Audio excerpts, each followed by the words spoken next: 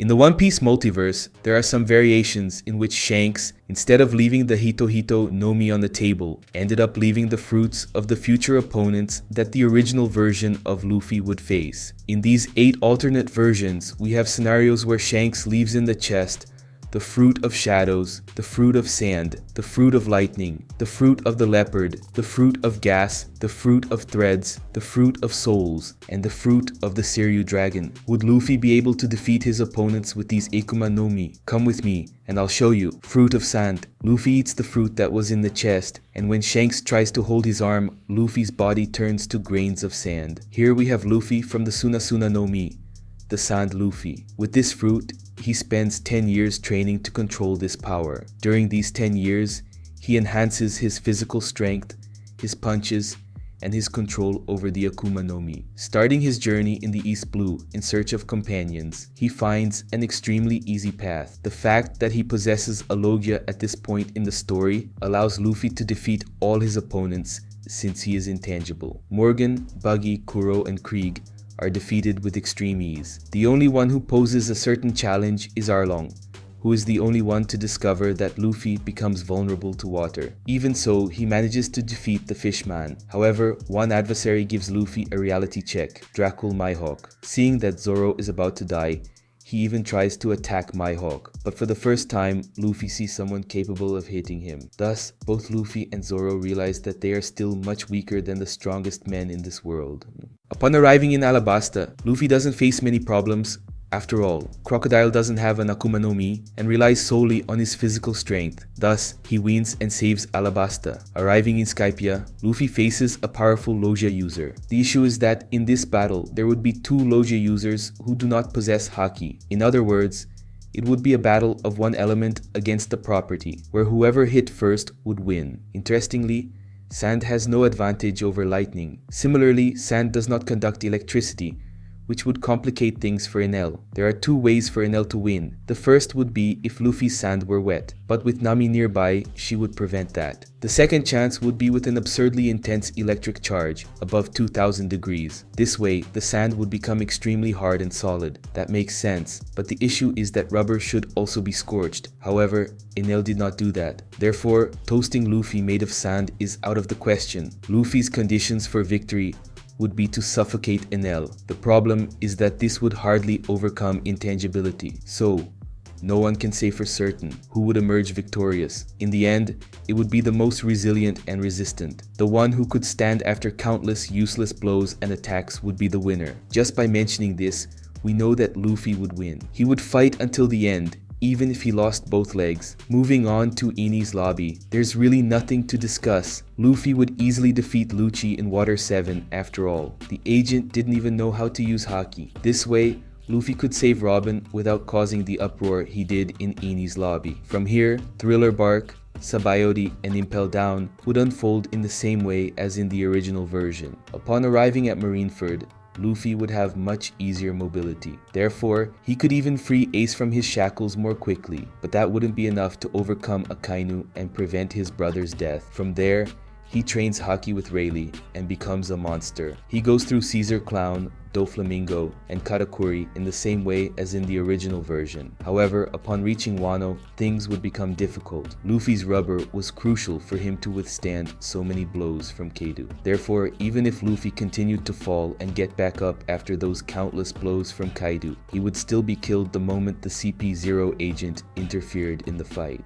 In other words, Luffy made of sand went far, but he didn't surpass the strongest creature in the world, Fruit of Thunder. Here, we have the Fruit of Thunder, the Goro Goro no Mi, Enel's fruit. Just like in the version with sand, Luffy would breeze through all the enemies of East Blue with tremendous ease. Again, it's worth mentioning Arlong and Mihawk, who were the only ones to surpass or make Luffy's life difficult. Moving on to Alabasta, Luffy would have a very interesting battle against Crocodile. As I mentioned earlier, this would be a fight of who is more resilient since neither can land a hit. In the end, Luffy, who is much more resilient, would give his life to win and save his companions. Following to Skypiea, we wouldn't even have Enel after all. He wouldn't have the Goro Goro no Mi to become a god. Against Rob Lucci, again, Luffy would win in Water 7 since Lucci didn't use Haki. In Thriller Bark, Luffy wouldn't have any problems defeating Oars or Moria.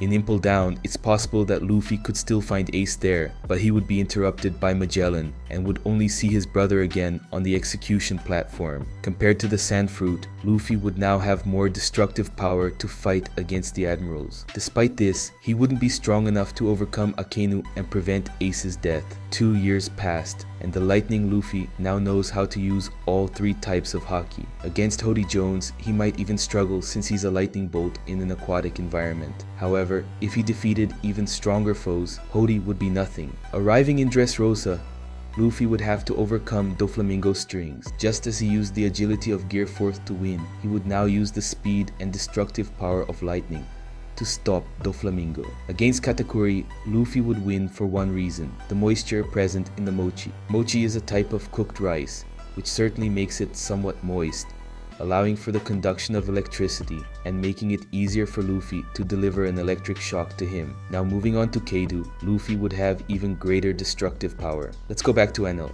Even without knowing how to use Haki, the guy was able to combine the powers of the Akuma no Mi with his Haki. He literally boosts his Haki using the lightning from his fruit. If Enel could do this, just imagine Luffy, who's a genius at this kind of thing. I believe Luffy would find a way to use this power to enhance his armament Haki and Conqueror's Haki, allowing his lightning to reach such tremendous levels that even Kaido wouldn't be able to withstand it for long. After all, if Kaido showed signs of fatigue after fighting Luffy for hours, he would certainly tire from receiving numerous lightning bursts of that magnitude. Therefore, Luffy, the God of Thunder, wins.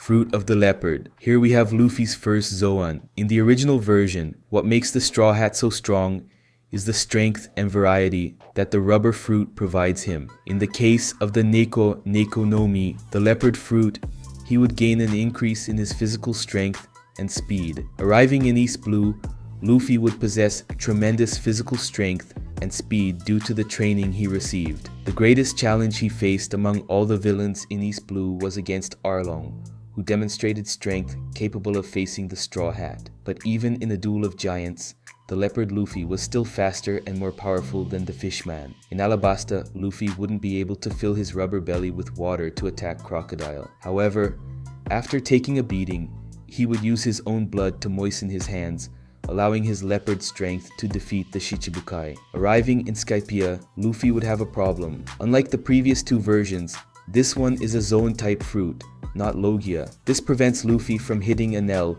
and allows the Skypian god to attack the Straw Hat's leopard body. The only way for Luffy to win would be to use water to deliver a shock or a short circuit to Enel. But since no one, neither Nami nor the Shandians, had this idea, it's possible that Luffy wouldn't even be able to do it. Unfortunately, it's a loss for the Leopard Luffy right at Skypiea. Fruit of Shadows. This is very interesting to analyze. With the Kege no Mi, the shadow fruit, Luffy can now take the shadow of anyone. He basically needs to pull that person's shadow and rip it from their body. But then a question arises. Luffy would never take away people's freedom. It's hard to imagine him arriving in a group of villains and stealing their shadows, which would turn their lives into a nightmare, as they wouldn't have the freedom to walk in the sunlight. Therefore, Luffy decided that he wouldn't take anyone's shadows, and instead he focused on training his abilities with his own shadow for 10 years. He is now capable of taking his own shadow and creating an immortal clone, which can be used as a shield or as an offensive alternative. He can also use that same shadow to summon dark creatures, whether bats or any animal that comes to mind. So even though Luffy has a fruit that would be very powerful by stealing the shadows of others, he ends up putting that power aside, focusing exclusively on enhancing his skills with clones. Starting from this principle, Luffy begins the East Blue arc with certain difficulties. He is not as physically strong as in the other versions. Despite this, with Zoro's help, he manages to defeat Captain Morgan, but with some difficulty. Going to face Boogie, Luffy has another tough battle. Because the fight against Buggy is very physical, he encounters challenges, but his clone proves strong enough to withstand the clown's surprise attacks. After this battle, he sets off to face Kuro.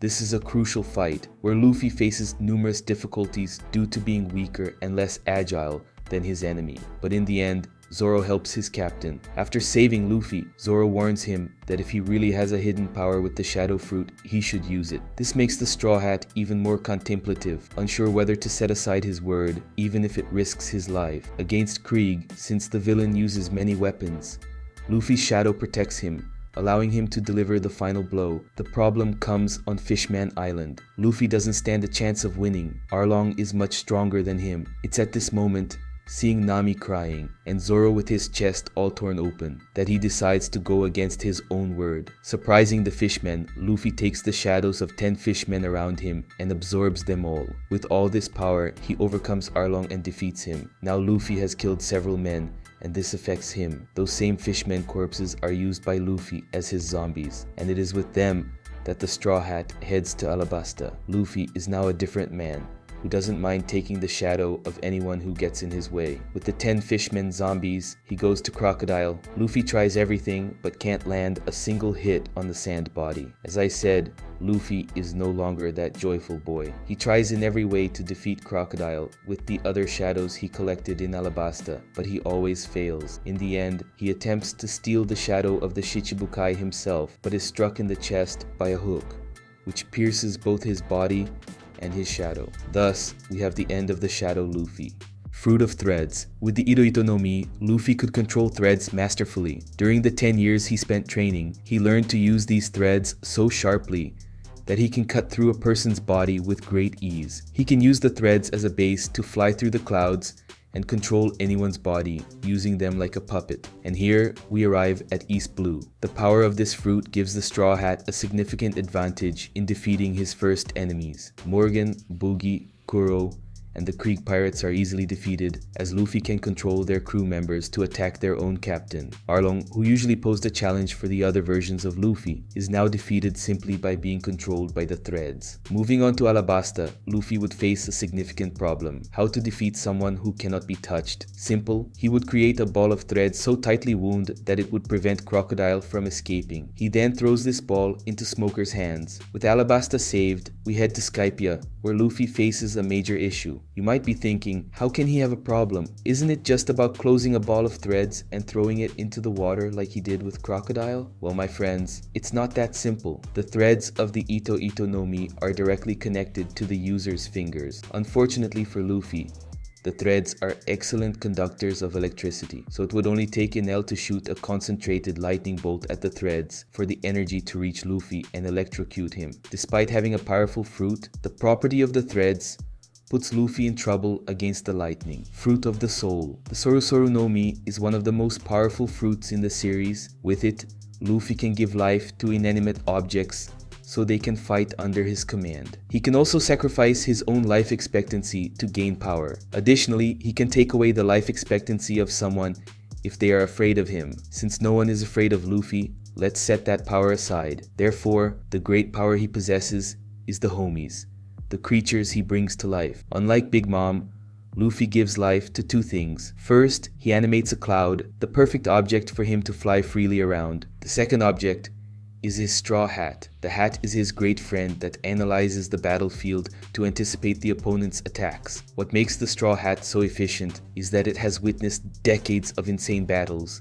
allowing it to guide Luffy wisely. In this way, he arrives at East Blue quite powerful. Alongside the Flying Cloud and the Straw Hat, Luffy has the perfect companions to assist in his physical training. With this strength, combined with the lightning and the help of the Straw Hat, he defeats all the villains in East Blue. When he faces Crocodile, things are simpler, as he can use his Flying Cloud to inundate the Shichibukai. Against Enel, the biggest thorn in Luffy's side until then, the battle turns out to be not so difficult. In addition to the cloud absorbing all of Enel's lightning, the Straw Hat teaches Luffy how to activate some traces of armament haki, which is more than enough to defeat Enel. With Luffy having a foundation of haki, he defeats Rob Lucci in Eni's lobby, and with the power of his homie, he is able to bid farewell to the ship while talking to the little sheep, Mary. In the Marineford War, we see the biggest change of all. Luffy can fly, unleash lightning, and has the Straw Hat, which possesses vast experience in wars. Amid all this, the Straw Hat senses Luffy's King Haki about to manifest. Before Luffy loses consciousness, The hat gives him direction to master this power. With King Haki, Luffy takes down numerous opponents and reaches Ace. Now with Ace freed, he can confront Akainu. Luffy doesn't hesitate to sacrifice 5 years of his life expectancy to fight the Admiral on equal terms and help his brother escape. This allows Edward Newgate to arrive in time for the battle. With Whitebeard in front of Ace, urging them to flee, the brothers proceed, while Whitebeard continues to face Akainu, preventing him from harming his son. 2 years have passed, and Luffy trained alongside Ace all this time. The two have reached such an absurd level of power that we go straight to Onigashima. In the battle against Kaido, Luffy mastered all 3 advanced forms of Haki during his 2-year training, thanks to the Straw Hat. At this point, the Flying Cloud is already very powerful, and Luffy has a much better mastery of Haki than in the original version. The problem is that Kaido is a monster. Luffy faces a battle of highly epic proportions. In the end, no matter how much he endures, he doesn't mind sacrificing a part of his life expectancy to defeat the beast. Thus, Luffy of the Soul becomes victorious. Dragon Fruit. Here we have Luffy's most destructive version, Luffy of the Uowo no Mi, model Seiryu. Upon turning 17, Luffy's dragon is in its teenage phase. Although it is not as large and powerful as the dragon Kaido possesses in the original version, this teenage dragon of Luffy is strong enough to defeat all the villains of East Blue with relative ease. The problem is that, in the meantime, Luffy tried to confront Mihawk but received an X-shaped cut right in the middle of his chest that he never forgot. Moving on to Alabasta, Luffy, now with enormous physical power and the ability to shoot fire, burns Crocodile until the sand hardens. In Skypia, Enel even tries to damage the beast's tough skin, but Luffy manages to counterattack with an even more powerful offensive and toast the god with a temperature far beyond what Enel can withstand. In Eni's lobby, I don't even need to mention it. The guy takes care of that Buster Call effortlessly. In Thriller Bark, Moria might even manage to steal Luffy's shadow, but when he transforms into a dragon, that oars goes down without any trouble. Now, in the Marineford War, a dragon would make all the difference. The issue is that this dragon, as I mentioned, is not as strong as Kaido's. Therefore,